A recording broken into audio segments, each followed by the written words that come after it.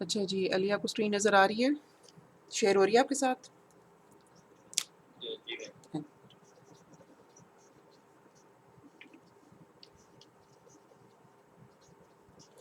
अच्छा जी, आज हम लोगों ने एक चैप्टर 7 के बाद जो चैप्टर है 8 उसमें एक टेक्निक है which is used to compute DFT in a faster way, ठीक है। एफएफटी यानी कि फास्ट फोरियर ट्रांसफॉर्म, ठीक है। लेक्चर जो है आज का वो इसके मतलब इसके अराउंड ही रहेगा। कल के लेक्चर से अगर कोई सवाल आपने पूछना तो आप पूछ लो, नहीं तो फिर हम आगे चलते हैं कि ऑल टुगेदर ही थोड़ा डिफरेंट तरह का टॉपिक है। नहीं है, सब क्लियर था। ठीक है, ओके। ये आपका अच्छा चैप्टर, इसमें से जो हम जैसे मैंने शायद कल भी जिक्र किया था कि चैप्टर 8 इटसेल्फ तो थोड़ा सा लंबा चैप्टर है, लेकिन जो टॉपिक हम करेंगे आपके कोर्स में वही टॉपिक शामिल होगा।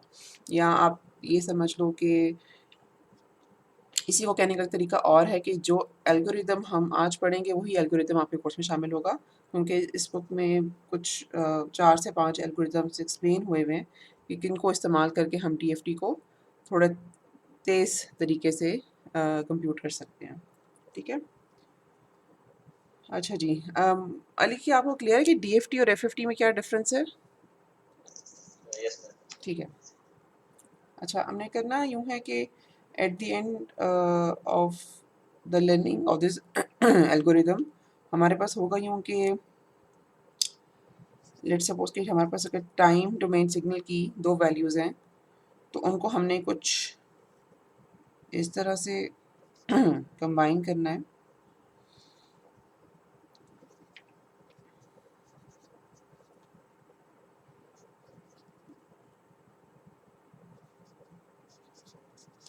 कि हमारे पास इस तरह का जो है ना कुछ प्रोडक्ट वो आ जाए। अब हम एग्जैक्टली टाइम डोमेन सिग्नल की कौन सी 2 वैल्यूज़ लेते हैं और उनके ऊपर ये मतलब क्या एडब्ल्यूज़ क्या चीज़ें हैं, वो किस तरह से अप्लाई करते हैं ताकि हमारे पास फ्रीक्वेंसी डोमेन के ये 2 कंपोनेंट्स आ जाएँ, ठीक है। ये हम टाइम डोमेन सिग्नल की बात कर रहे हैं इधर, यानी कि एक्स ऑफ एन, ये एक्स ऑफ एन में से कोई 2 वैल्यूज़ हैं। और यहाँ पे हम बात कर रहे हैं फ्रीक्वेंसी डोमेन सिग्नल यानी कि डीएफटी की, जिसको हम रिप्रेजेंट करते हैं एक्स ऑफ के से। तो ये जो ए और बी है ये एक्स ऑफ के की कोई 2 वैल्यूज़ हैं एंड वी नीड टू सी कि किस तरह से एक्स ऑफ एन के कौन सी 2 वैल्यूज़ को जॉइन करके या इस्तेमाल करके हम इस प्रोडक्ट तक पहुँचते हैं। अच्छा,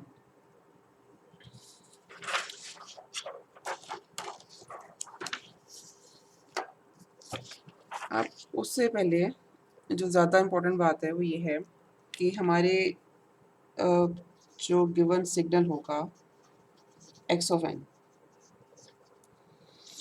उसकी लेंथ होगी एन, ठीक है। अब इसको एक्सप्रेसिबल होना चाहिए इस फॉर्म में। पहले तो हम देख लेते हैं ना कि आर और के हैं क्या चीज़ें, और फिर हम बताएंगे कि हमारे जो हम एल्गोरिथम कर रहे हैं उसमें आर की क्या वैल्यू होगी। आर को हम कहते हैं रेडिक्स, ठीक है, और के बेसिकली होता है या this is number of stages. फिलहाल मैं इसको ऐसे लिख देती हूँ, ठीक है, लेकिन मकसद जो है वो ऑब्वियस है वो कि ये कि के जो है वो कितने स्टेप से हम गुजरेंगे या कितनी, अच्छा इसको बटरफ्लाई डायग्राम बोलते हैं, ठीक है।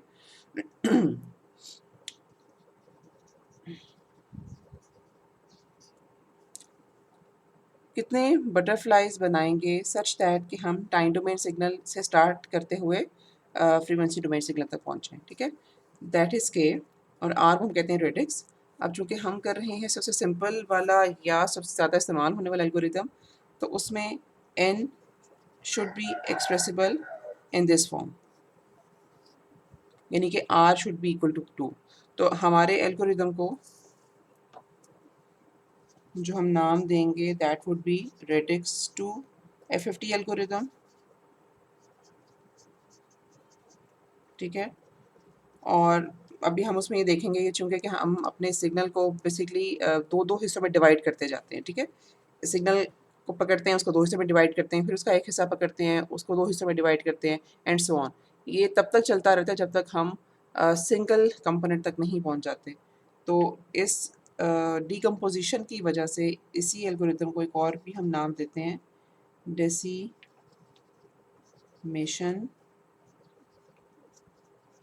इन टाइम, ठीक है? ये आपको DIT के नाम से मुख्तलिफ जगहों पे मिलेगा। अच्छा, ओके। तो अभी तक हमने ये देखा कि हमारे पास जो भी एक्स ऑफ एन की लेंथ है, it should be expressible in this form. मतलब ये था यहाँ पे जो जनरल मैंने बताया था ना, लेकिन अब मैं पर्टिकुलरली अगर उस एल्गोरिथम के हवाले से बात करूँ, जो भी हम सीखने लगे हैं, तो N should be expressible in this form. और अगर ये एन को हम इस फॉर्म में ना लिख सके, कहने का मतलब ये है कि अगर तो मेरे पास लेट्स सपोज कि एन 8 है, तो फिर तो मैं n को इस तरह से लिख सकती हूँ। लेकिन अगर n की वैल्यू 8 नहीं होगी तो फिर हम क्या करेंगे? या फिर n की value 2 raised to power k की फॉर्म में एक्सप्रेसिबल नहीं होगी तो फिर हम क्या करेंगे? मैम आई थिंक हम लिख सकते हैं वैल्यूज को पावर्स में। नहीं, लाइक नहीं, हमारे पास नहीं, k मैं कहने का ओके, ओके। देखो n इज़ इक्वल टू 12 को नहीं लिख सकते, ठीक है? बात समझ आई अब? कहने का मतलब ये है कि ज़रूरी नहीं कि हमारे पास n इस फॉर्म में एक्सप्रेसिबल हो। फिर हम करते यूँ हैं कि ज़ीरो से पेंड करते हैं आगे। मसलन ओके, इतने ज़ीरो से पेंट करने हैं कि हमारे पास जो उसके बाद वाला फॉर्म है ना, मतलब वो एक्सप्रेस हो सके। यानी कि इसको अगर हम 2 रेज़्ड टू पावर 3 की फॉर्म में एक्सप्रेस करने की कोशिश करेंगे तो ज़ाहिर सी बात है कुछ एलिमेंट्स बच जाएँगे। तो हम लोगों ने उसको उसकी नेक्स्ट फॉर्म में एक्सप्रेस करना है, यानी कि 2 रेज़्ड टू पावर 4, और उसके लिए फिर हम इसे कुछ ज़ीरो से पेंट करेंगे। ठीक हो गया? यानी कि इसको 4 ज़ीरोज़ लगा के इसको n इज़ इक्वल टू 16 बनाएँगे ताकि फिर ये n 2 रेज़्ड टू पावर 4 की फॉर्म में एक्सप्रेस हो सके। तो हमारे पास जितना जो भी किसी गिवन सिग्नल होता है ना, उसको हम लोगों ने उसकी शक्ल सूरत ऐसी बनानी होती है अगर कि वो 2 रेज़्ड टू पावर k की फॉर्म एक्सप्रेस हो सके, अगर वो ऑलरेडी इस फॉर्म में नहीं है तो। ठीक हो गया? जी अच्छा, और इसके अलावा ठीक है, डिकम्पोज़िशन का मैंने आपको बताया। उसके बारे में ना थोड़ा-सा और मैं सिग्नल की एग्ज़ाम्पल लेके बताऊँगी। अच्छा, और हमें जो इस सिग्नल में इस एल्गोरिदम में ज़रूरत पड़ेगी इस्तेमाल करने की और समझने की, वो हैं कुछ प्रॉपर्टीज़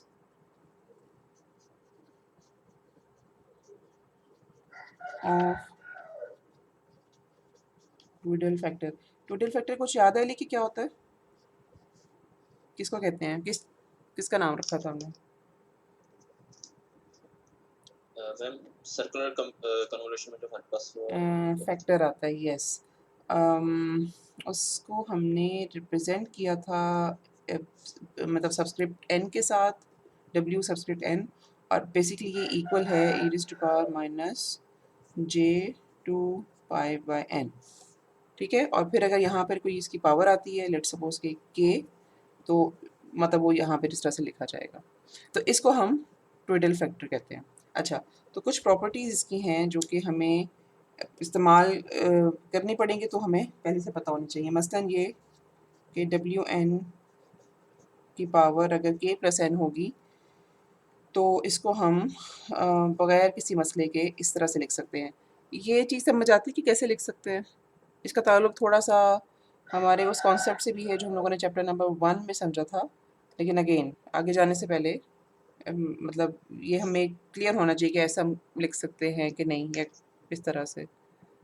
जी मैम हमारे पास रेपिटेशन होती है सिंथेसिस की वजह से ठीक है। इसको इसका कॉन्सेप्चुअली तो यही जवाब है जो आपने दिया, लेकिन आपको मतलब इक्वेशन लिख के इसको करना आना चाहिए। और वो होगा यूँ कि जब आप इसको स्प्लिट करोगे ना, मतलब इस तरह से, और WN की जगह ये वाला फैक्टर डालोगे तो you will come to know कि बेसिकली WN ये आपको मिल जाएगा, ये टर्म होगी ना, ये basically e raise to power minus j to pi के बराबर होगी, which is equal to 1। Okay, तो एक ये वाली प्रॉपर्टी इस्तेमाल इसमें होगी, एक हमारे पास है ये वाली चीज़, इसको हम ज़रा देख लेते हैं कि -j2π/n, एक मिनट,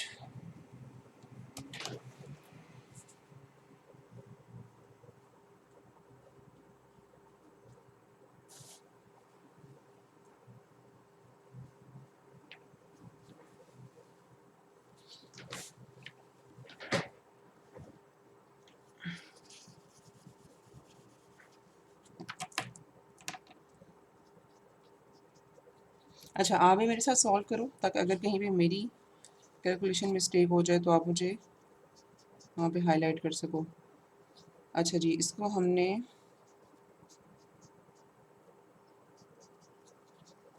इस तरह से लिख लिया,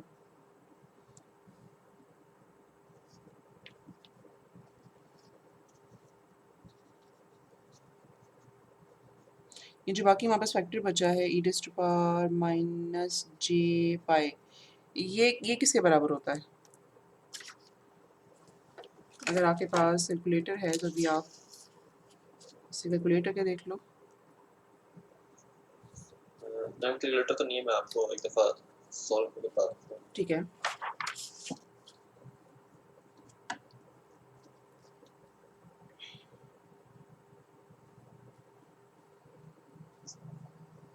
-1 के इक्वल होगा। -1 के बिल्कुल ठीक है, -1 ठीक है। अच्छा, ये जो चीज़ है दिस इज इक्वल टू -1, तो जहाँ पे भी हमें ये टोटल फैक्टर के +n/2 की पावर में लिखा नज़र आया, वहाँ पर हम इसको इस तरह से लिख सकते हैं, ठीक है। और तीसरी प्रॉपर्टी, अच्छा इसको थोड़ा ट्राई करो, ये WN टोटल फैक्टर के ऊपर 2 लिखा हुआ है, यानी कि इसका स्क्वायर हम ले रहे हैं, तो कैसे लिख सकते हैं इसको? क्या आपके पास आता है? मैम इसकी हमारे पास मैट्रिक्स बनेगी ना। नहीं, ये अच्छा, okay, let me clarify this confusion. Matrix नहीं बनेगी। अच्छा पहले तो मैं बता दूँ होगा क्या, और फिर मैं ज़रा आपकी जो कंफ्यूजन है ना उसका जवाब देती हूँ।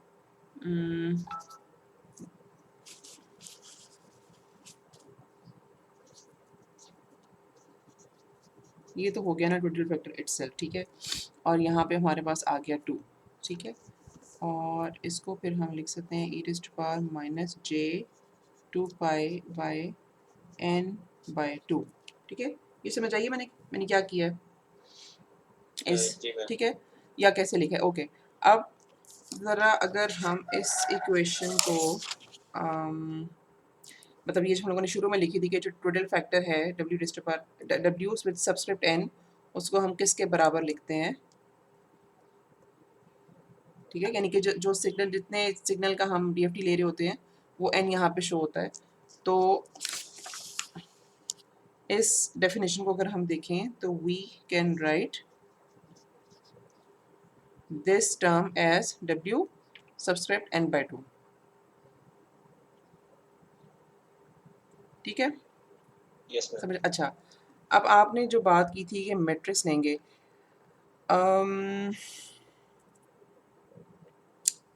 इसको अच्छा कैसे हम क्लियर करें अब? ये देखो, ये वाले जो W's है ना, मतलब ये जो रिप्रेजेंटेशंस है, इन सबको हम टोटल फैक्टर्स कहते हैं। ये सारी स्केलर वैल्यूज़ हैं, ठीक है। स्केलर वैल्यू का मतलब है कि यहाँ पे मैं n की कोई भी इंटेग्रल वैल्यू डालूंगी ना तो मुझे एक कॉम्प्लेक्स नंबर मिलेगा, ठीक है, x प्लस जे वाई की फॉर्म में, ठीक है। इसकी 4 पॉसिबल कंडीशंस ऑफ कोर्स हो सकती हैं। वो ये कंडीशंस ये हो सकती हैं कि या तो मुझे x प्लस जे वाई मिलेगा, या मुझे x माइनस जे वाई मिलेगा, या मुझे खाली x मिलेगा, या मुझे प्लस माइनस जे वाई मिलेगा। ठीक है, मतलब इनमें से कोई आंसर मुझे मिल सकता है, लेकिन मिलेगा मुझे हमेशा स्केलर नंबर। ठीक है, ये टोटल फैक्टर है। मैट्रिक्स जो है ना उसको हम रिप्रेजेंट करते हैं, मतलब मैंने कोशिश की थी कि मैं उसको थोड़ा बोल्ड W से रिप्रेजेंट करूँ। As a combination of different factors. Combination of different scalars शायद ज़्यादा अप्रोप्रिएट होगा। और उसमें टोटल फैक्टर्स कह रहा हूँ मैं, यानी कि टोटल combination फैक्टर्स यस कह सकते हैं जी। और उसके अलावा ना ये जो W था थोड़ा, मतलब इस W में और इस W में थोड़ा डिफरेंस होता है। ये जो मैट्रिक्स होती है ये इन टोटल फैक्टर से मिलके बनती है, और उसकी यूजुअली जो पावर होती है ना वो K और N, उसमें दोनों फिर हम लिखते हैं, क्योंकि हम एक डायरेक्शन में N वेरी करते हैं और एक डायरेक्शन में जो है वो K वेरी करते हैं। और फिर इस वेरिएशन मतलब टोटल फैक्टर की पावर्स में इन वेरिएशंस की वजह से मतलब वो फिर जो मैट्रिक्स इटसेल्फ जो है ना वो जनरेट होती है, एक n by n, capital N by n matrix. ठीक है, तो ये जो भी हम अभी तक जो तीन हमने प्रॉपर्टीज़ देखी वो टोटल फैक्टर्स के हवाले से देखी, इसका मैट्रिक्स से कोई ताल्लुक नहीं है। एक तो ये क्लेरिफिकेशन यहाँ पे बड़ी ज़रूरी है। और दूसरी बात ये है कि ये जो मैट्रिक्स है ना इसका इस्तेमाल तो हम करते हैं DFT कंप्यूटेशन में। ठीक है, हम लोगों ने DFT कंप्यूट करना होता है, तो वहाँ पे हम लोगों ने ये मैट्रिक्स बनाना सीखी थी। लेकिन हम लोगों ने बेसिकली इस चैप्टर के एंड पे ये कहा, ये चैप्टर नंबर 7 के एंड पे या चैप्टर 8 जो हम पढ़ रहे हैं उसके स्टार्ट में हमने कहा कि DFT को कंप्यूट करना थोड़ा सा मुश्किल काम है, खासतौर पे अगर n इंक्रीज़ होता जाए, तो उसको हम थोड़ा सा आसानी से कैसे कंप्यूट कर सकते हैं, हम इस चैप्टर में ये सीख रहे हैं। तो यहाँ पे फिर हम ट्विडल फैक्टर मैट्रिक्स को इस्तेमाल नहीं करेंगे। ओके, बात समझ आई?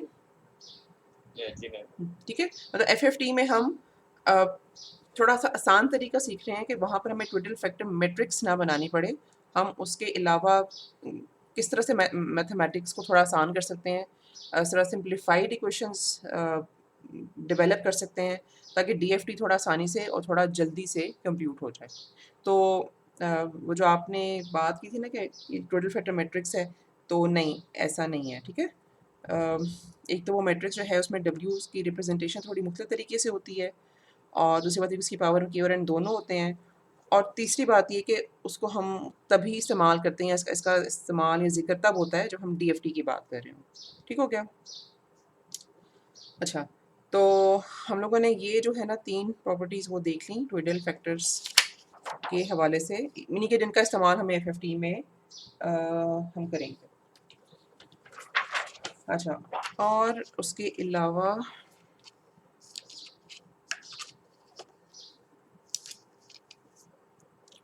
जो दूसरी चीज़ है वो डिकम्पोजिशन हमने चूँकि करनी होगी, तो पहले मैं आपको एग्जांपल लेकर एक बता दूं कि अगर हमारे पास लेट्स सपोज के सिग्नल की लेंथ अगर 8 है तो उसकी डिकम्पोजिशन कैसे करते हैं, और फिर दूसरा कि उसकी ट्रिक क्या है, उसका एक आसान तरीका क्या है। वो हम करते हैं इस तरह से कि लेट्स सपोज हमारे पास ये सिग्नल इस तरह से गिवन है, ये मैं बॉक्स की शेप में लिख रही हूँ because I meant to use index positions here. 0 1 2 3 4 5 6 7, मेरे पास एक length n is equal to 8 का एक टाइम डोमेन सिग्नल है। ठीक है, और ये चीज़ हम लोगों ने ऑलरेडी डिस्कस कर ली है कि अगर मेरे पास इसकी लेंथ लेट्स सपोज 5 और 6 है, ठीक है, तो मैं मतलब 8 से कम है, ठीक है, 4 से ज़्यादा और 8 से कम है, तो मुझे बेसिकली इसमें 0 से पेंड करने हैं सच दैट कि इसकी लेंथ 8 हो जाए, बिकॉज हम जब भी FFT करेंगे तो हमें अपने सिग्नल की लेंथ मेंटेन करनी है 2⁻k की फॉर्म में। ठीक है, ये भी हम लोगों ने स्टार्ट यहाँ से किया था। अच्छा, अब डिकम्पोजिशन में करते यूँ हैं कि हम इसको इवन और ऑड पार्ट्स में डिकम्पोज कर लेते हैं। तो उसमें होता यूँ है कि हमारे पास जो पार्ट 1 है उसमें वो सारे एलिमेंट्स होते हैं जो इन इंडेक्सेस पे होते हैं। अच्छा, इंस्टेड ऑफ कॉमर्स ना मैं ये डाल देती हूँ कि हमारे पास सिग्नल इस तरह से ब्रेक डाउन होके आ गया।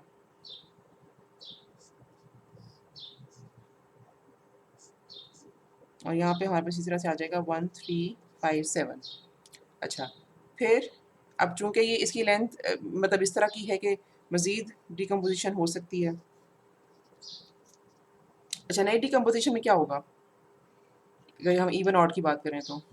0 4 ज़ीरो and 2 6 4, ठीक है, और यहाँ पे आ गया 2 6, और यहाँ पे मज़ीद अगर हम डिकम्पोजिशन करें तो 0 4 2 6, और ये यही प्रोसेस अगर हम यहाँ पे अप्लाई करें तो हमारे पास 1 3 5 7, ठीक है। हमारे पास मतलब बेसिकली हमने स्टार्ट लेते हैं एक n लेंथ वेक्टर से या सिग्नल से, और हमारे पास जो मिलता है वो हमें capital N number of components हमें मिलते हैं। हमने मतलब उसको डिवाइड इस तरह से करते जाना होता है कि हमारे पास capital N number of element जो है वो आ जाए।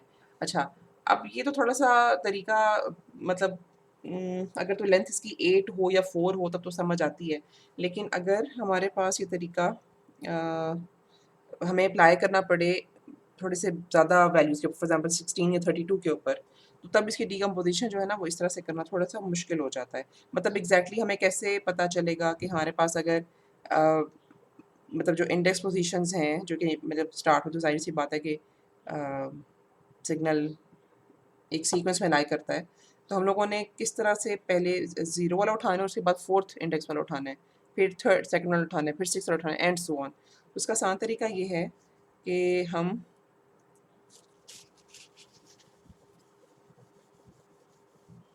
इस तरह से कर कंडीशन लगा के लूप लगा सकते हैं। कंडीशन लगा के लूप, क्या मतलब क्या आपके ज़हन में है?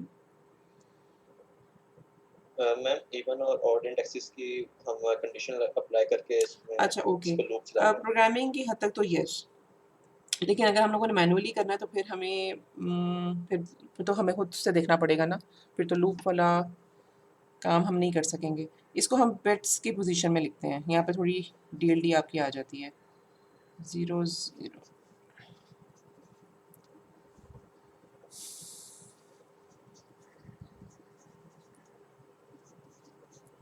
इससे बाद क्या आएगा 1 1 1 0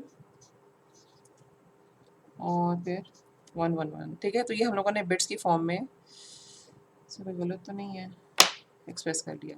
इसके बाद हम इनका मिरर इमेज लेते हैं, ठीक है। इनके okay, let me right one more thing कि मेरे पास 0 1 2 3 4 5 6 7 वो मैंने बिट्स की फॉर्म में इस तरह से लिख लिया।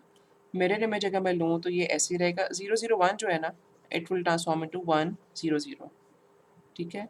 0 1 0 ऐसे ही रहेगा, ये बन जाएगा 1 1 0, ये बन जाएगा 0 0 1 1 0 1 0 1 1 1 1 1।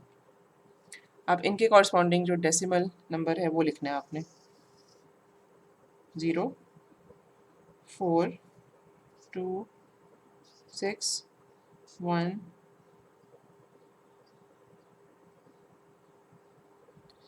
अच्छा नहीं, सॉरी, मुझे यहाँ पे मेरे से गड़बड़ हुई। यहाँ पे मुझे प्रॉब्ली 5 इधर लिखना चाहिए और 3 इधर, ठीक है। 5 3 और 7, ठीक हो गया। Yes ma'am. तो ये मतलब इंडेक्स पोजीशंस हमारे पास ये हों तो हम लोगों ने उनको रीअरेंज करना होता है सच दैट कि इंडेक्स पोजीशंस ये आ जाएं। इनका वो इस्तेमाल कैसे करते हैं ये भी मैं मतलब अ, इसको थोड़ा सा एक अगले स्टेप में देखेंगे। अच्छा, अब ना थोड़ी सी equations which are not complicated, लेकिन उनको थोड़ा सा समझना ज़रूरी है कि अब हम ये सीखने लगे हैं कि हमारे पास लेट्स सपोज के इंडेक्स पोजीशंस ये थी, अब ये आ गई। अब इनको हमने जॉइन कैसे करना है, इस्तेमाल कैसे करना है कि सच दैट हम डीएफटी तक पहुंच सकें। मतलब शफलिंग थोड़ी सी कर दी हम लोगों ने अपने टाइम डोमेन सिग्नल में। अच्छा, अब इक्वेशंस की टर्म्स में ज़रा इसको देखते हैं। टू बिगिन विद हमारे पास जो डीएफटी कंप्यूट करने का फॉर्मूला है अच्छा, चूँकि ये चीज़ थोड़ी सी डिफरेंट है ना अभी तक हम जो पढ़ रहे हैं, तो अगर कहीं कहीं पे समझ नहीं आता तो प्लीज़ मुझे वहाँ पे आपने रोक के पूछना है। अच्छा, ये हमारे पास डीएफटी का फॉर्मूला है जिसको हमने अपनी आसानी के लिए टूडल फैक्टर इस्तेमाल करते हुए इस तरह से लिखना सीखा था। ठीक है? अच्छा, हम लोगों ने देखा कि बेसिकली हम लोगों ने एफएफटी में क्या करना है, सिग्नल को इवन और ऑड क्या कहना चाहिए, इंडेक्स पोजीशंस के लिहाज से डिकम्पोज करते जाना है। ठीक है? तो अगर मैं यहाँ पे पहले स्टेप की बात करूँ कि सिग्नल को मैंने किस तरह से दो हिस्सों में डिकम्पोज किया है, तो मैं मैथमेटिकली उसको एक इक्वेशन से रिप्रेजेंट करने लगी हूँ और आप उस इक्वेशन को देख के मुझे बताओ कि वो आपको चीज़ समझ आती है कि नहीं।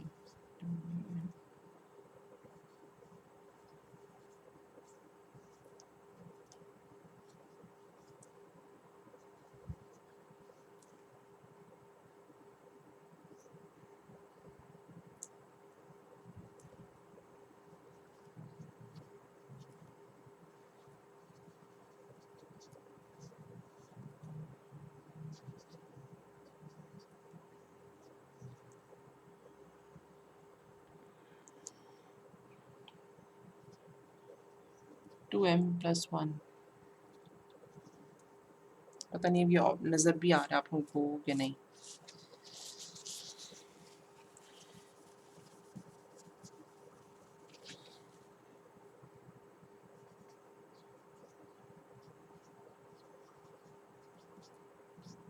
अच्छा, आगे जाने से पहले ना ज़रा ये क्वेश्चन समझनी है कि मैंने कैसे लिखी है। उसके उसके लिए पहले तो हमें ये देखना है ना कि ये एक्स ऑफ एम और एक्स ऑफ 2m+1 क्या चीज़ें हैं, ये समझ आती हैं।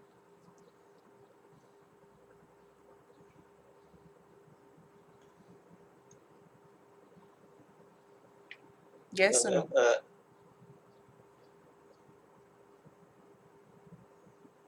अच्छा, आप ओके, करना आपने ये है कि थोड़ा सा जहन में एन कैपिटल एन की न्यूमेरिकल वैल्यू रख लो ना, वो होगी 8। ठीक है? तो n/2 -1 किसके बराबर होगा?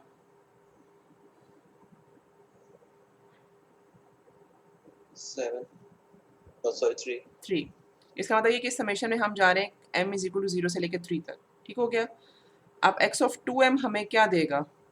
कौन से 4 कंपोनेंट्स देगा? x ऑफ 0 देगा?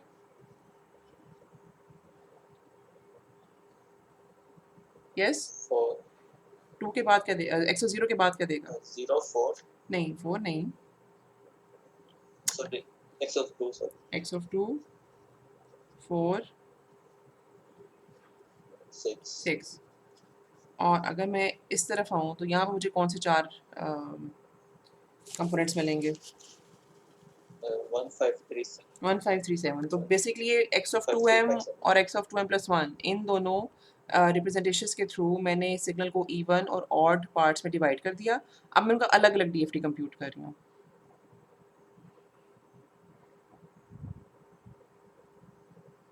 ठीक है? और हमें अपनी मतलब ये चीज समझ नहीं कि आपने इसको सेपरेट यानी कि कैसे किया? कैसे किया? मैंने भी आपके सामने तो करके दिखाया है मैंने कैसे किया। नहीं वो तो चुका गया अपना एक्सप्रेशन यानी कि हाँ। तो मैं ये यानी कि समझ नहीं आ रही कि ये एक दफा हमने 2m में लिखा, एक दफा 2m+1 में लिखा, तो ये चीज समझ नहीं आई थोड़ी सी। अच्छा, ओके, मुझे जो है ना ये कंफ्यूजन हो रही कि मैं कैसे। अच्छा देखो,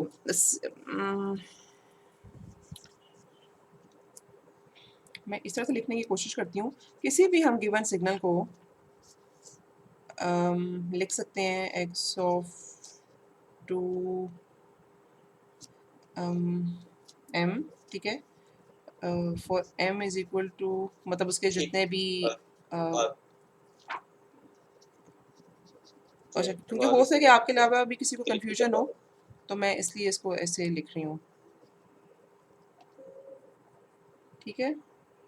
बेसिकली दो स्ट्रीम्स में डिवाइड किया है या डिवाइड करने की कोशिश की है।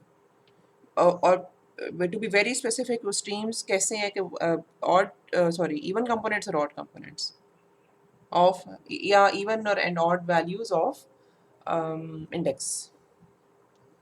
ठीक है। अच्छा,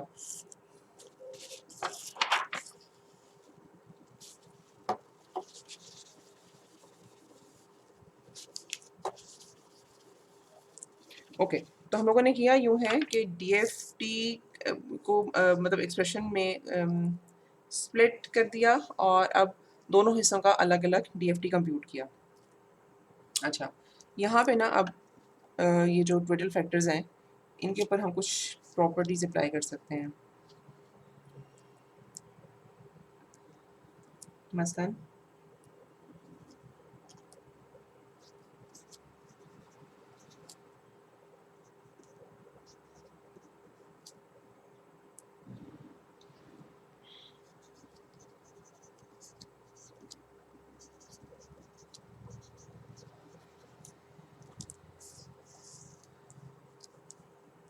अच्छा, अब आप देखो कि इसको मैं अगर इस तरह से लिखूं तो क्या आपको समझ आती है कि मैंने ये कैसे लिखा है?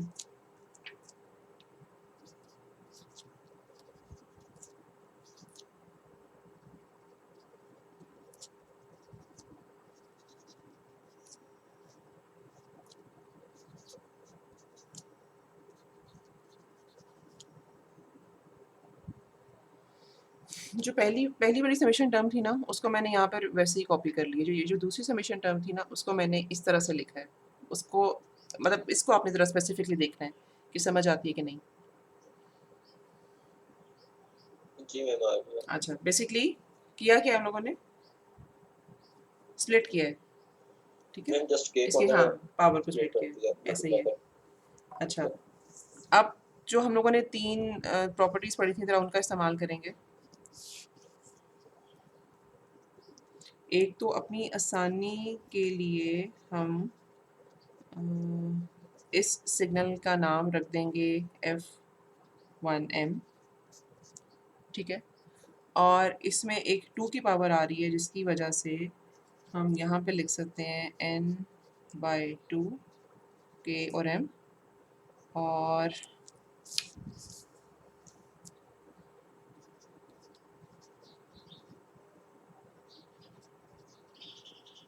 इसी तरह से दूसरी स्ट्रीम यानी कि जो ऑड इंडेक्सेस वाली स्ट्रीम है उसका नाम हम रख देंगे F2m। ठीक है, और इसी तरह से हम इसमें भी लिख सकते। अच्छा, यहाँ पर एक फैक्टर और भी आता है जो मैंने मिस कर दिया है। Let me right it here. इसके साथ एक प्रोडक्ट टर्म जो है ना वो ये वाली आ रही है, यहाँ आनी चाहिए।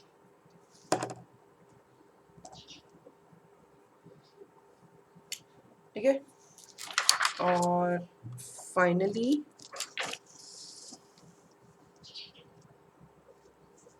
मतलब F1m is basically composed of half of x of n। ठीक है, और हाफ किस तरह से कि उसमें सिर्फ इवन इंडेक्स वाले नंबर हैं, और F2m is the other half of x of n जिसमें ऑड इंडेक्स पोजीशंस वाले कंपोनेंट्स हैं। ठीक हो गया, और हम मतलब उनको दो हिस्सों में स्प्लिट करके सिग्नल को अलग अलग डीएफटी ले रहे हैं। तो इस इक्वेशन को हम जनरलाइज करके लिख सकते हैं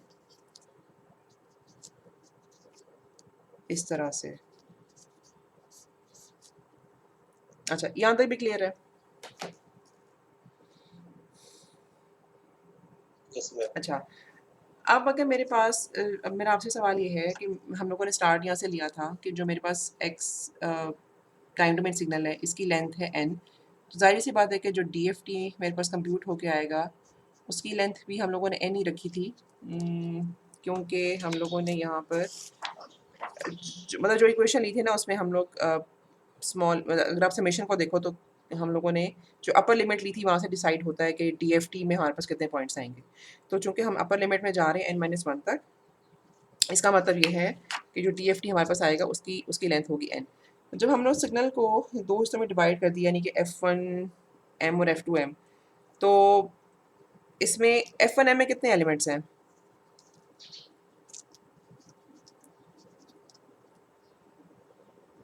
मैम अगर आप लेंथ पे डिपेंड करता है, अगर लेंथ हमारे पास 8 है तो 0 से 3 तक 4 सैंपल्स होंगे, हाँ, ज़्यादा लेकिन नहीं कुछ होगा। जनरलाइज करके हम ऐसे लिख सकते हैं, ठीक है।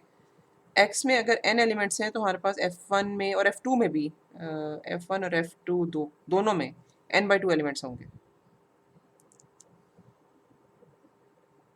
और इसी तरह से F1 और F2 इन दोनों में भी n/2 एलिमेंट्स ही होंगे, ठीक है ना। ये बात हमें समझ आती है।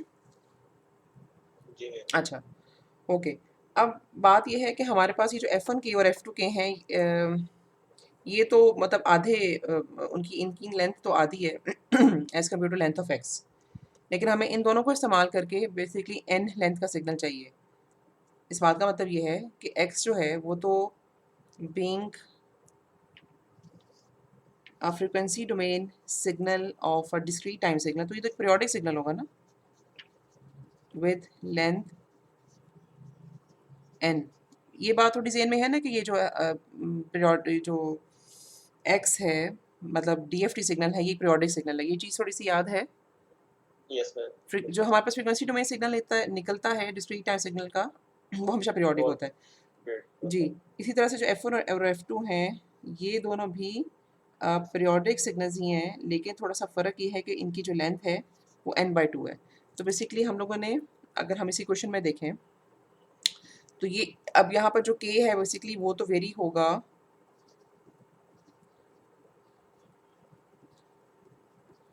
0 से लेकर n/2 तक, बल्कि n/2 - 1 कहना चाहिए हमें।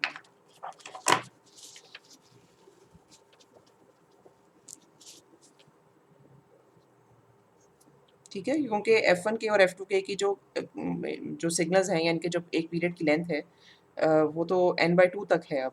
तो मतलब इनमें तो अब रिपीटिशन जो है वो n/2 - 1 के बाद जो सैंपल बेसिकली आएगा वो वही सैंपल होगा जो k = 0 के ऊपर मिला है। अच्छा, तो लेकिन हमें जो सिग्नल एक्चुअली चाहिए वो तो चूँकि लेंथ n का चाहिए, तो हम इसी क्वेश्चन में थोड़ी सी मॉडिफिकेशन ये भी कर सकते हैं, या इसको हम इस तरह से भी लिख सकते हैं, मतलब k की जगह अगर मैं k+n/2 हर जगह लिखूँ,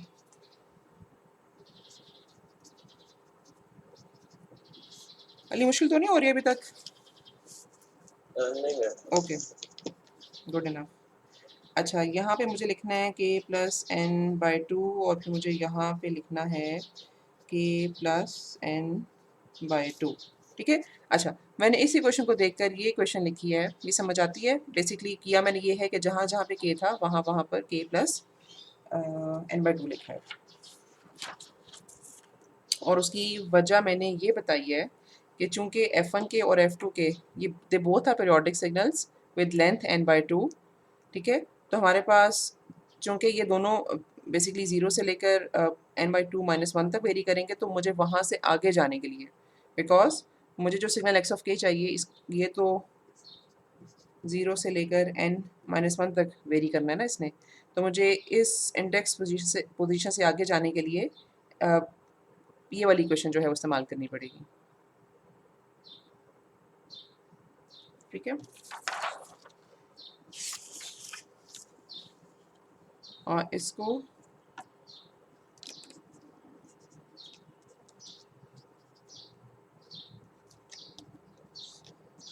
ओके, अब ये मेरे पास एक पीरियोडिक सिग्नल है, इसको मैं वापस इस तरह से लिख सकती हूँ।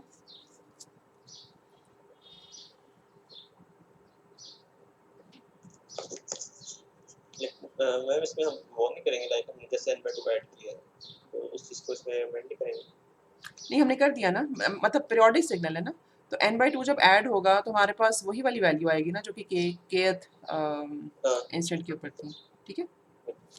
और F2 को भी हम लिख सकते हैं इसी तरह से, क्योंकि F2 भी पीरियोडिक सिग्नल है विद n/2।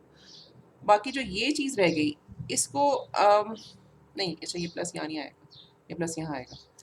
इसको हम कैसे लिख सकते हैं?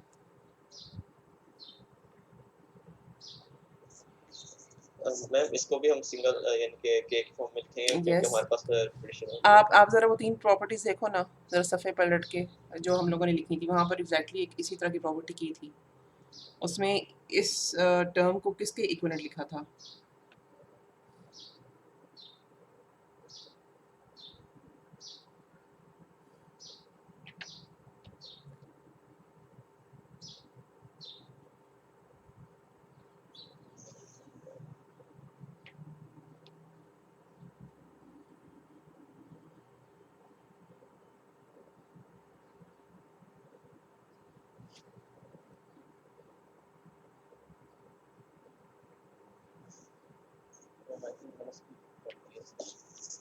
माइनस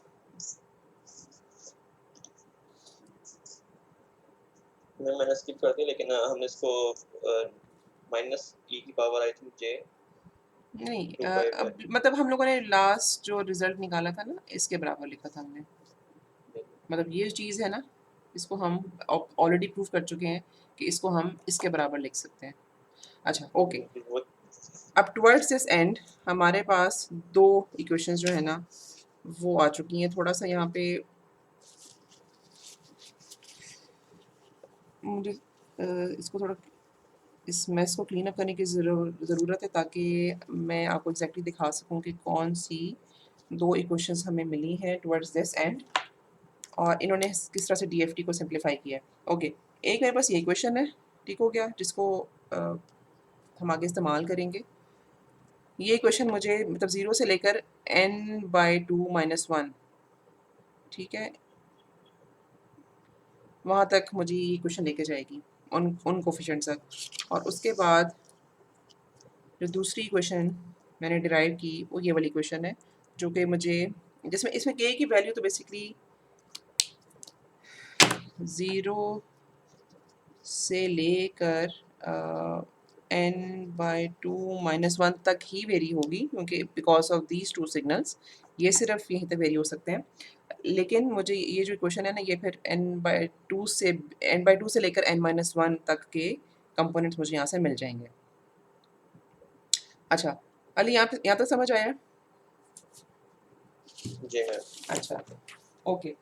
अब हम करते यूँ हैं कि ये हम लोगों ने इस तरह से किया। एक दफ़ा एक मतलब इसको हम यानी कि थोड़ा सा जुमले के टर्म्स में बोल लेते हैं इन इक्वेशंस को, और फिर यहाँ से आगे चलते हैं।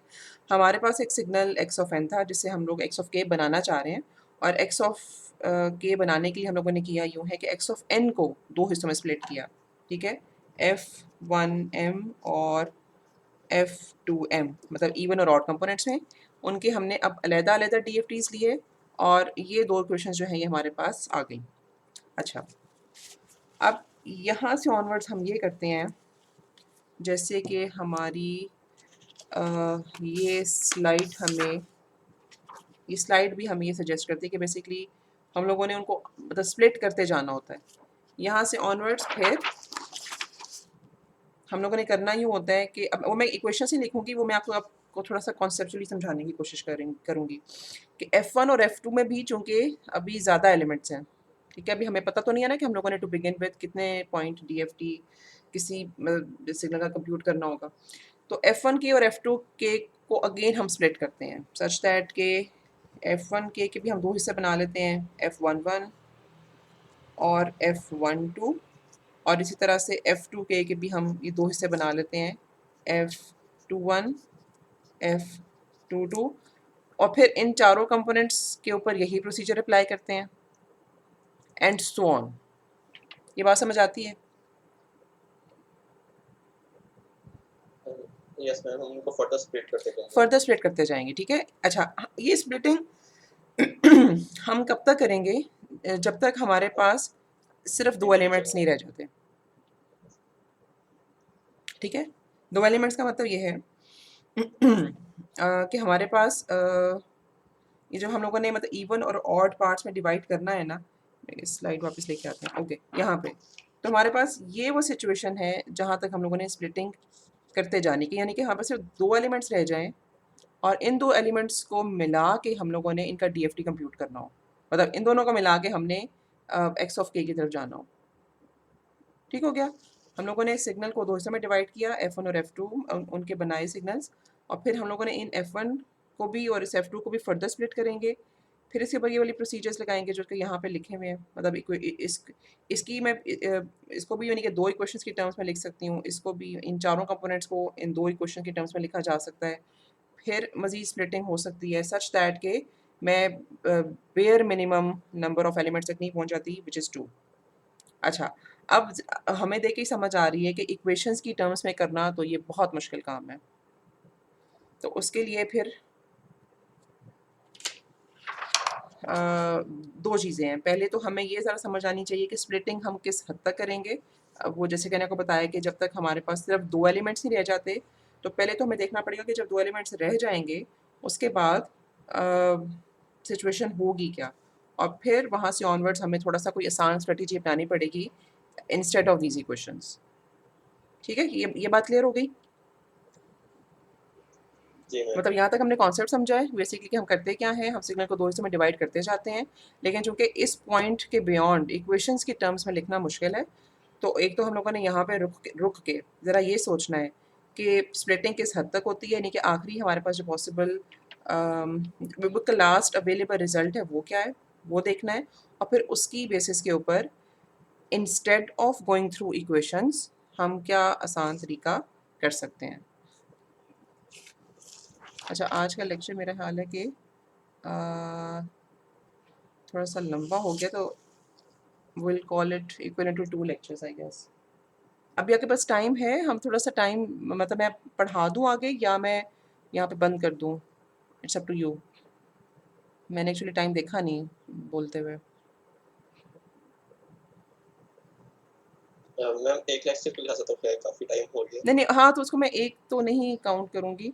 अगर तो हम इसको 2 लेक्चर्स काउंट कर रहे हैं ना, तो फिर हमें शायद 10 मिनट और, हाँ 10 मिनट और लेने चाहिए।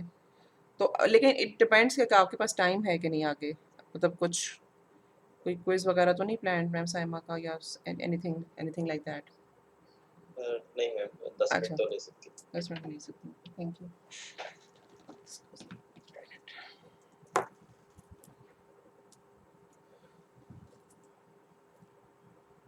अच्छा, पता नहीं अली के अलावा कोई और अटेंड कर रहा है तो प्लीज़ आप भी मुझे बता दो कि आप लोगों के पास क्या टाइम है।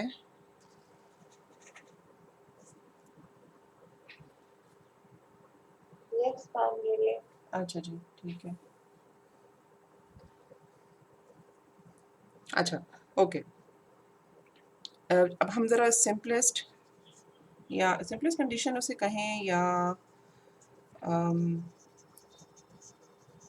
जो लास्ट एक इसका मतलब कैलकुलेशन हो सकती है ना, वो हमने देखना है। वो ये है कि हमारे पास n की वैल्यू 2 हो, ठीक है। यानी कि हम लोगों ने टू बिगिन विद एक ऐसा x लिया था जिसमें सिर्फ 2 एलिमेंट्स है, ठीक है। तो उसके ऊपर अगर हम लोगों ने ये दो कंडीशंस, ये दोनों इक्वेशंस लगानी हो, एक ये वाली इक्वेशन और एक ये इक्वेशन 1 और ये इक्वेशन 2, ठीक है। तो हम किस तरह से मज़ीद कैलकुलेशंस कर सकते हैं, ठीक है। तो हमारे पास सिंपलेस्ट पॉसिबल केस जो है ना, वो ये वाला बनता है कि हमारे पास 2 एलिमेंट्स हैं या 2 एलिमेंट्स रह गए हैं, ठीक है। ओके, तो जाहिर सी बात है कि इस टाइम डोमेन सिग्नल के नतीजे में जो मुझे x मिलेगा उसके भी ये दो ही पॉइंट्स मुझे रिक्वायर्ड हैं।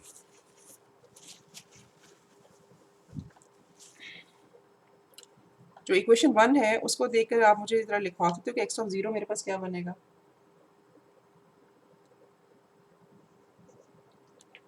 मैं पहला लिख देती हूँ, फिर आपके लिए बाकी लिखवाना आसान होगा।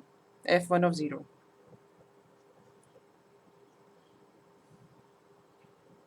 10। अच्छा चलो, मैं ये भी आसान है, ये तो ये भी इतना मुश्किल नहीं है। जो w जो टोटल फैक्टर है वो क्या आएगा? w मैम ओमेगा ओमेगा नहीं, ओमेगा यस ओमेगा हम फ्रीक्वेंसी के लिए यूज़ करते हैं, ठीक है। अच्छा, मैम, वो गलती से ठीक है, इसके सब्स्क्रिप्ट में क्या लिखेंगे? 2 2 और इसकी पावर में 0, क्योंकि हम k = 0 की बात कर रहे हैं, ठीक है। अच्छा, और दूसरी इक्वेशन भी लिख सकते हैं, लेकिन अगर बाद में लिखते हैं, पहले हम ज़रा f1 और f2 के मसले हल कर लें। अच्छा, अब हमारे पास f1 के एक्चुअली किसके बराबर है, ये भी थोड़े से अगर आप एक दफ़ा पलटो तो जहाँ पर f1 के लिखा हुआ था ना, मैं उसको लिख देती हूँ।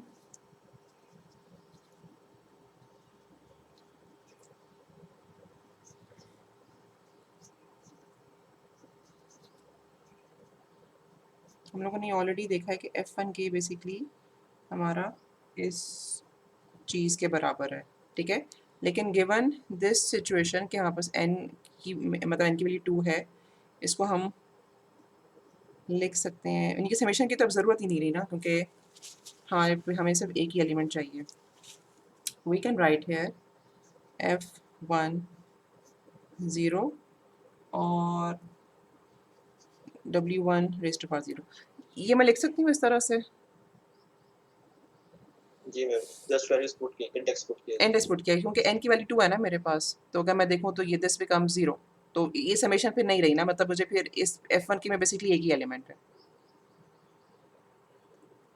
जी मैम। ठीक है, which is basically equal to x of 0। ये समझ आती है बात की कि जी नहीं? मैम। अच्छा अच्छा, मेरा हाल तो आपको यहाँ हाँ मैम। कन्फ्यूजन होगी, लेकिन दैट्स वेरी इम्प्रेसिव माशाल्लाह कि आपको ये समझ आई है कि ये जो इक्वेशन है ये x ऑफ 0 के बराबर किस तरह से है। अच्छा, इसी तरह से अगर मैं देखूँ f2k को, अच्छा अली के अलावा भी जो स्टूडेंट्स हैं, क्या ये समझ आती है कि ये x ऑफ 0 के बराबर कैसे है?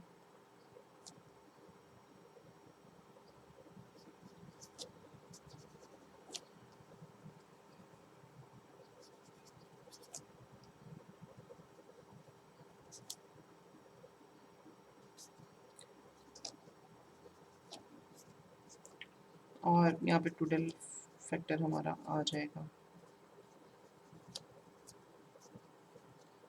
f2 0 और साथ w1 0। और अगर हम याद करें तो f2m बेसिकली बराबर था x ऑफ 2m+1 के, ठीक है। तो ये हमारे पास इधर आ जाएगा, मतलब यहाँ पे m की वैल्यू अगर हम 0 डालें या इसको देखते हुए, तो हमारे पास यहाँ पे आ जाएगा x ऑफ 1।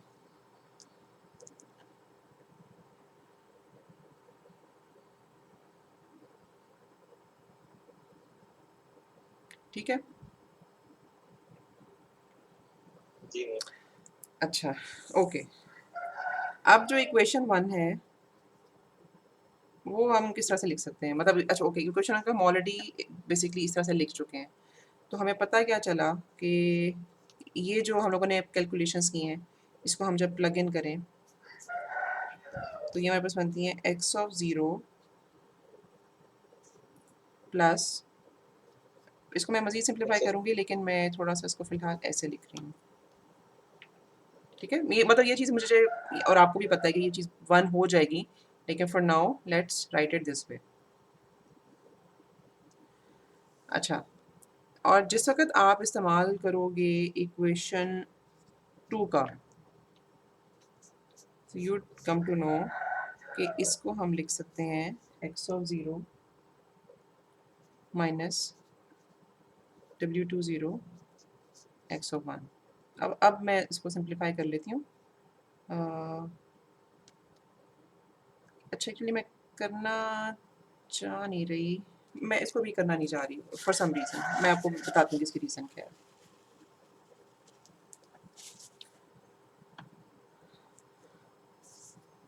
ठीक है, ये दोनों इक्वेशंस लिख ली जाएंगी अली।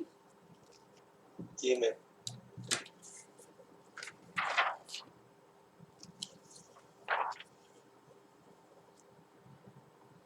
अच्छा, अब मैं यहाँ पे लिख सकती हूँ, जो मैंने बिल्कुल शुरू में एक बटरफ्लाई डायग्राम बनाई थी, उसको हम ड्रॉ कर सकते हैं इस तरह से कि यहाँ पे मेरे पास अगर x ऑफ 0 हो और ये मेरे पास x ऑफ 1 हो,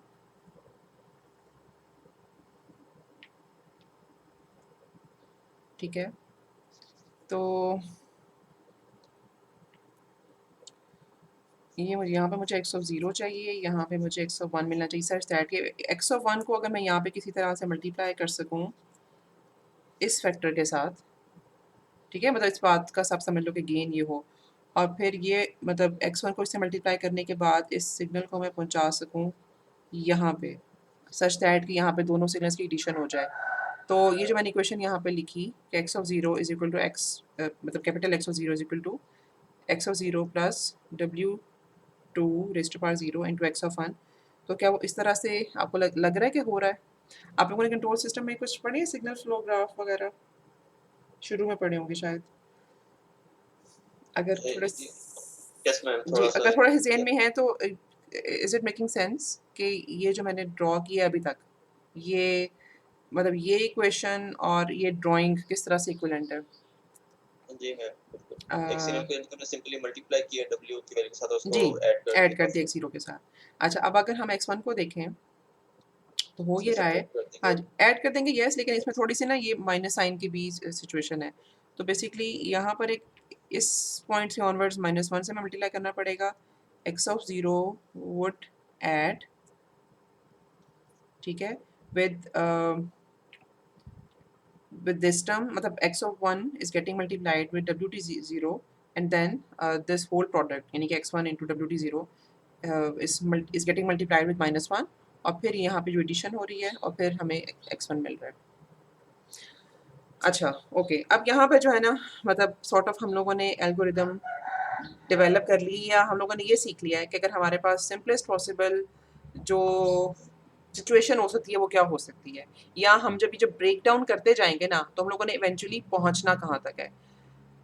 हमें पहुंचना यहाँ तक है कि हमारे पास सिर्फ 2 एलिमेंट्स होंगे टाइम डोमेन सिग्नल के, और उनको हमने कुछ इस तरीके से कंबाइन करना है और हमें 2 फ्रीक्वेंसी कंपोनेंट्स मिल जाएंगे, ठीक है।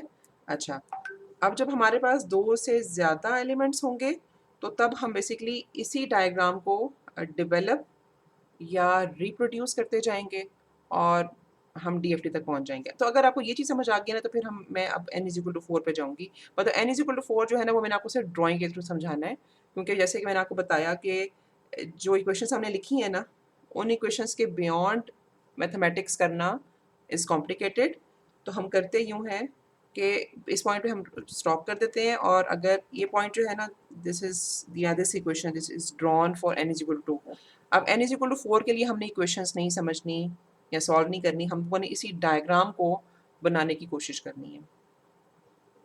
हमारे पास 2 डायग्राम्स आ जाएंगे उसमें आई थिंक, जी, कह सकते हैं, कह सकते हैं।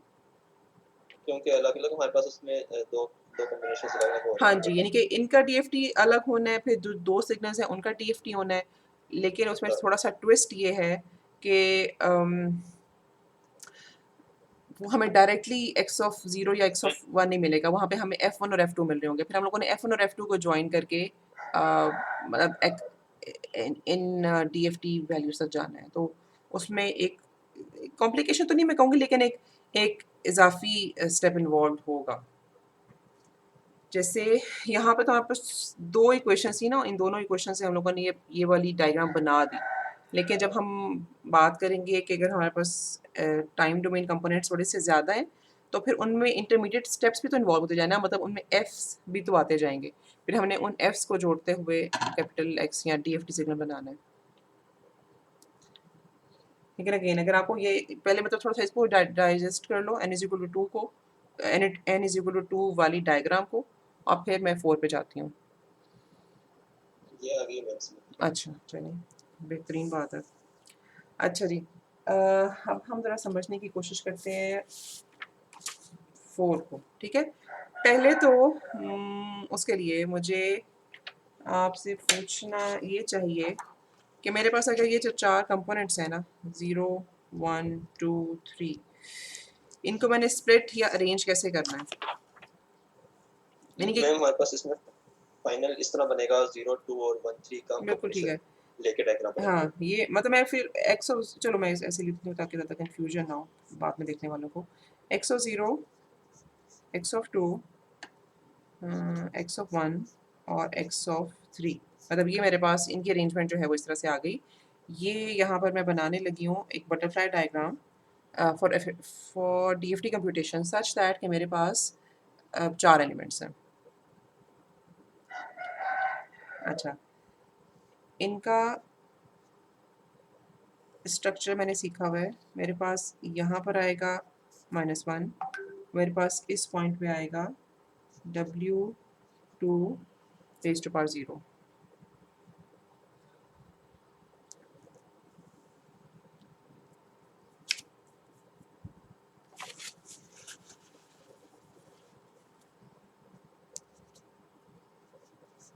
इसी तरह से मैंने मेरे पास अगर 2 एलिमेंट्स हों तो मैंने उनका स्ट्रक्चर बनाना सीखा हुआ है। मेरे पास यहाँ पर आएगा -1, मेरे पास यहाँ पर आएगा W2 रेज़ टू पावर 0। ठीक है, लेकिन मेरे पास इस पॉइंट पे जो एलिमेंट्स आए हैं ना, वो बेसिकली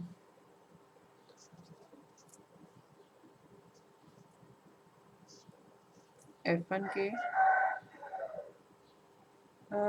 F1 के भी नहीं, बेसिकली F1 0 अगर हम लिखें तो शायद थोड़ा सा ज़्यादा बेहतर है।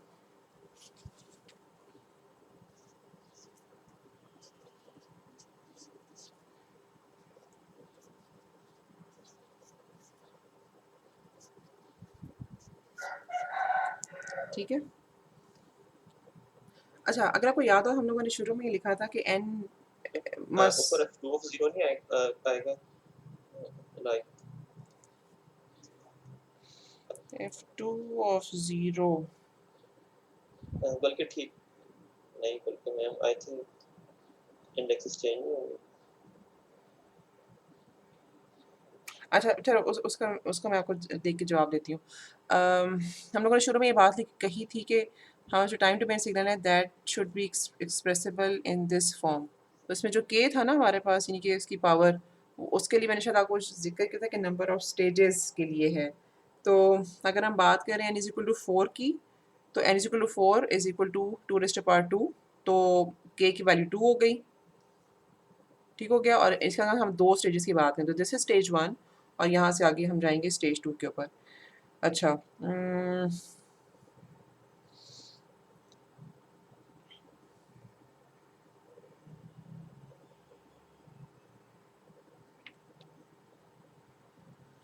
अच्छा आप कह रहे हो कि ऊपर F2 of 0 आएगा। लेट मी सी।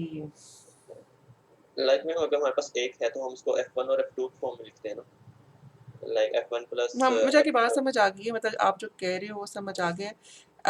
ओके, मैं ना यहाँ पर चूँकि एक अगली स्टेज पे भी जाना है ना, तो मैं वो ड्रॉ करने लगी हूँ और फिर मतलब मेरा ख्याल है कि इस तरह से ठीक है, और फिर हम उस वक्त डिस्कस करते हैं कि what should have I written instead. अगर मतलब अगर ये गलत है तो मुझे फिर क्या करना चाहिए था। मैं इस असम्पशन के साथ सेकंड स्टेज ड्रॉ करने लगी हूँ कि ये इस तरह से इस तरह से लिखा जाएगा। ठीक है, और फिर हम उसको डिस्कस करते हैं। अच्छा, अब सेकंड स्टेज में हम करते क्या हैं, थोड़ी सा तो एक तो इन लाइंस को एक्सटेंड करना है।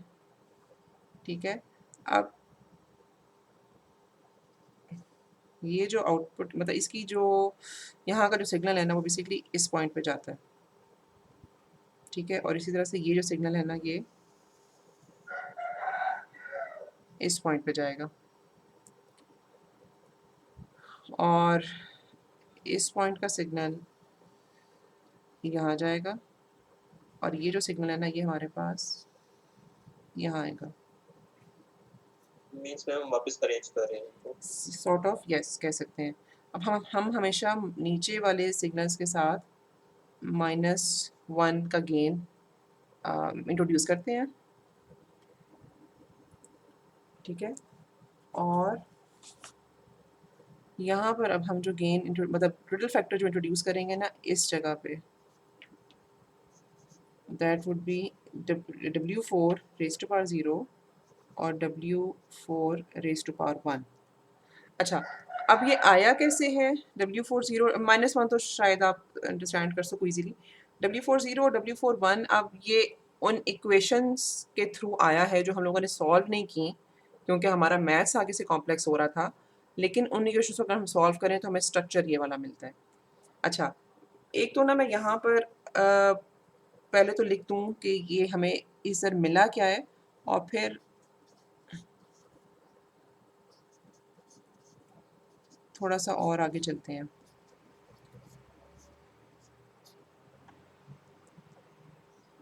ठीक है मैम, आप आगे समझ जाओ अपने। हाँ, मैं यही कहना चाहती हूँ कि एक्स ऑफ ज़ीरो का अगर आप देखो ना, तो वो बेसिकली F1 ज़ीरो और F2 ज़ीरो के टर्म्स में हम लोगों ने बनाया है, ठीक है।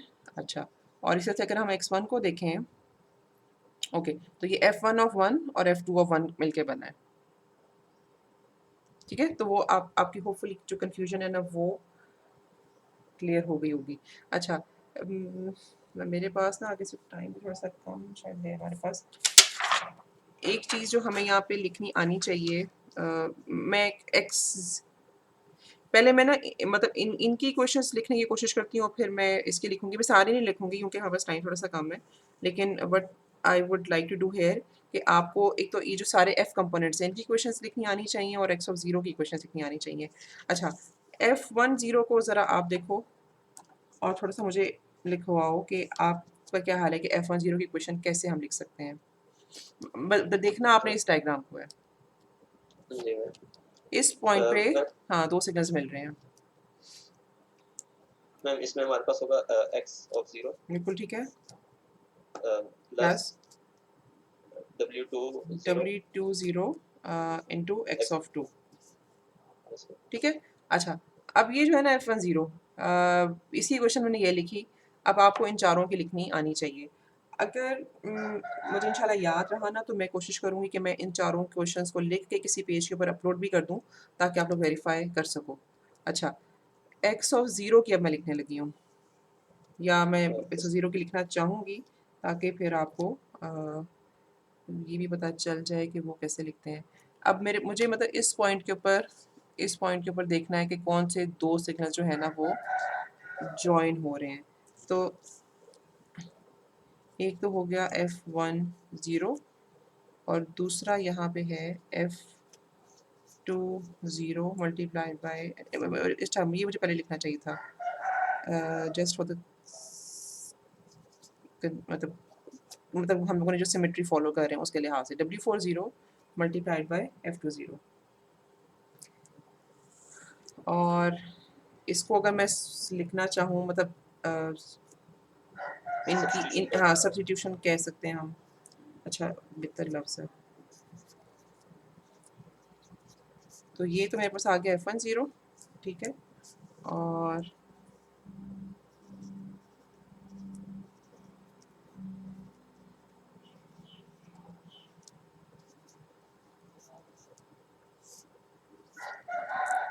अच्छा, ये मेरे पास आ गया F2 ज़ीरो। बाकी ये अलग बात है कि हमारे पास यहाँ पे बहुत सारे फैक्टर्स, जैसे ये फैक्टर हो गया, इवन ये वाला फैक्टर हो गया, ये 1 होते जाएंगे, लेकिन यहाँ पे हमें थोड़ा सा जनरलाइज्ड इक्वेशंस को लिखना चाहिए। बाकी बाद में जो भी 1 होता रहे, वो एक अलग बात है।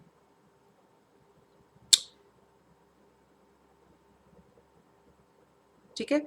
अच्छा, तो हम लोगों ने किया बेसिकली यूँ है कि हम लोगों ने मतलब एक्स ऑफ ज़ीरो की जो कंप्यूटेशन है ना, उसको थोड़ा सा रिड्यूस कर दिया, मतलब एक्स ऑफ ज़ीरो कह लो या बाकी भी जो भी कंप्यूटेशंस अगर आप देखोगे, एक्स ऑफ ज़ीरो तो ज़ाहिर सी बात है हमेशा सारे कंपोनेंट्स के सम के तौर पे ही हमेशा लिखा जाता है। लेकिन बाकी भी हम जब देखेंगे ना, तो बेसिकली जो मल्टीप्लिकेशंस है ना, हमने थोड़ी सी उनको रिड्यूस करने की कोशिश की है फॉर इजी डेरिवेशंस या इजी मैथमेटिक्स, ठीक है। अच्छा, अब ना यहाँ से ऑनवर्ड, अब अगर मेरे पास थोड़ा सा टाइम होता ना, तो I would like to draw butterfly diagram for n is equal to 8। अच्छा, लेकिन वो मैं अली आपकी मर्ज़ी पे छोड़ती हूँ। इसका मतलब 2 तरीके हो सकते हैं कि एक तो मैंने आपसे जैसे कहा था कि इन इन इक्वेशंस को लिख के मैं अपलोड कर दूँगी टीम्स के ऊपर, होपफुली इंशाल्लाह। तो एक चीज़ ये भी हो सकती है कि इफ़ यू वांट तो मैं n इज़ इक्वल टू 8 की डायग्राम अभी आपको बना के दिखा दूँ, या फिर मैं इसकी डायग्राम भी अपलोड कर दूँ। ये मैं आपकी मर्ज़ी पे छोड़ती हूँ। मैम बेटर है कि हम खुद ड्रा कर लें, फिर आपके से मैच कर लेंगे। अच्छा, ये लाइक भी हो प्रैक्टिस भी सकता हो है। जाएगी और परमिशन। फिर ये ऐसे कर लेते हैं, कि मैं इसको अपलोड इंशाल्लाह कर दूँगी, लेकिन आप उसको फॉर द टाइम बीइंग देखो नहीं, और एक दफ़ा से ज़रा खुद बनाने की कोशिश करो, ठीक है? और फिर आप मैच कर लो। अच्छा, मेरे पास आपसे एक सवाल और है कि जाहिर से n इज इक्वल टू 8 में हमारे पास एक स्टेज और इंट्रोड्यूस होगी, ठीक है? तो अच्छा, मेरे पास ना स्लाइड नहीं है। तो अच्छा, पूछना मैं ये चाह रही थी कि यहाँ पर अगर हमने टोटल फैक्टर्स को मैं देखूँ ना, तो यहाँ पे जो टोटल फैक्टर्स मेरे पास वो W20 और WT0 ही इस्तेमाल हो रहे हैं। यहाँ पे अगर मैं देखूँ तो W40 और W41। मेरे पास जो अगली स्टेज आएगी ना, स्टेज 3, उसमें मेरे पास बेसिकली 4 टोटल फैक्टर्स इस्तेमाल होंगे। मैं ये चाहूँगी कि आप एक दफ़ा ट्राई करो इनको देखते हुए कि वो टोटल फैक्टर्स क्या होंगे। मैम फर्स्ट स्टेज में हमारे पास लाइक W40 आ जाएगा क्योंकि n by 2 लेंथ होती है हमारे पास, और नेक्स्ट में नहीं, ये W20 0 आ जाएगा। ये W20 ही रहेगा,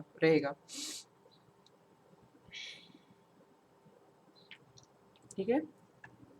मतलब ये ऐसे ही ठीक है, यहाँ पे हम फुल रिएक्ट किया इसकी।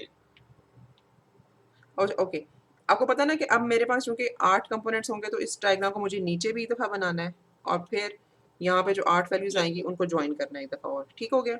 अच्छा, ये जो मतलब ये तो अभी यहाँ पे लाइक 2 बटरफ्लाई डायग्राम बनी हुई है, यहाँ पे 2 और बनेंगी। इन चारों बटरफ्लाई डायग्राम्स में जो कि फर्स्ट स्टेज की हैं, टोटल फैक्टर जो यूज़ होगा it would always be W2 raised to power 0, ठीक है? अभी जो अगली स्टेज आई है मेरे पास, यही स्टेज एक दफ़ा नीचे कॉपी पेस्ट होके बनेगी। इसमें जो टोटल फैक्टर्स मेरे पास यूज़ होने हैं वो है W4 raised to power 0, W4 raised to power 1, ठीक है? और यही 2 टोटल फैक्टर्स नीचे भी बनेंगे। हमारे पास ऐड होते रहेंगे इंडेक्स, हम उसके सॉर्ट साथ ऑफ, हमारे यस। पास बटरफ्लाई तो और ऐड थोड़ा होते सा अगर आप ट्राई कर सको कि जो मेरे पास हैं। तीसरी स्टेज बननी है, तीसरी स्टेज की आप टोटल फैक्टर्स गेस करने की कोशिश कर सकते हो। एक तो बड़ा इजी गेस है, मतलब इसके सबस्क्रिप्ट के लिहाज से यस, W8, ठीक है? और इस्तेमाल क्या होंगे, मतलब अगर मैं इस पैटर्न को देखूँ कि यहाँ पे सिर्फ W20 इस्तेमाल हुआ, यहाँ पे 0 और 1 वाले इस्तेमाल हुए, तो इसी में पैटर्न को देखूँ तो मेरे पास जो अगली स्टेज में टोटल फैक्टर्स होंगे that would be W8 raised to power 0, W8 raised to power 1, 2 और 3। तो 4 टोटल फैक्टर्स बेसिकली मेरे पास इस्तेमाल होंगे वहाँ पे, ठीक हो गया? तो एक दफ़ा आपने कोशिश करनी है इसको बनाने की। अगेन अब हमारे पास इतना टाइम भी नहीं है ना असल में कि एग्जैक्टली हम एक टाइम डोमेन सिग्नल लेते और इन इक्वेशन से गुजरते हुए हम ये सिग्नल निकालते, वरना एक न्यूमेरिकल यहाँ पे ज़रूर हमें करना चाहिए जिसमें हम टाइम डोमेन सिग्नल को लेकर ये सारा जो है ना, अब दिस इज़ FFT और इस FFT को इस्तेमाल करते हुए हम बेसिकली DFT कंप्यूट कर रहे हैं। तो या मतलब this is the end point कि हमें एक न्यूमेरिकल करना ज़रूर चाहिए, लेकिन मेरा नहीं ख्याल कि हमें इतना टाइम मिलेगा। लेकिन बाहर बटरफ्लाई डायग्राम जो है ना n इज़ इक्वल टू 8 के लिए वो ज़रूर आपको करनी आनी चाहिए। अच्छा, ओके, अली मैंने जो क्या बहुत सारा टाइम ले लिया है अब, या बाकी बच्चे भी अगर अटेंड कर रहे हैं उनका भी, तो मैं इससे आगे कुछ समझाऊंगी, कोई नई चीज़ नहीं समझाऊंगी। अगर आपको अभी तक कोई चीज़ समझ नहीं आई तो आप वो पूछ सकते हो। सब क्लियर है। अच्छा, चलो अल्हम्दुलिल्लाह।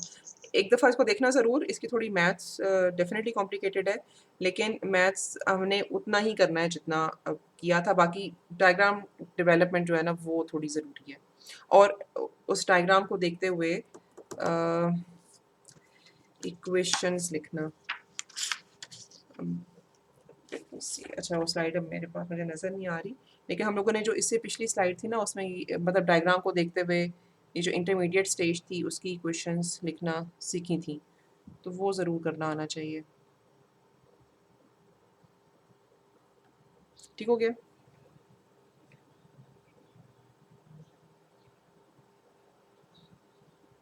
चलिए, थैंक यू अली, आपकी क्लास ज्वाइन करने का भी शुक्रिया और इतना इंटरेक्टिव रहने का भी शुक्रिया।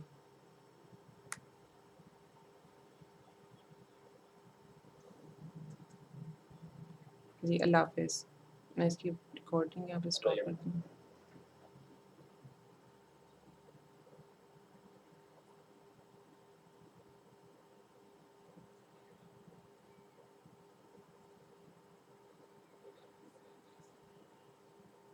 बाकी लोग भी जो मौजूद थे, सबको अल्लाह हाफिज़।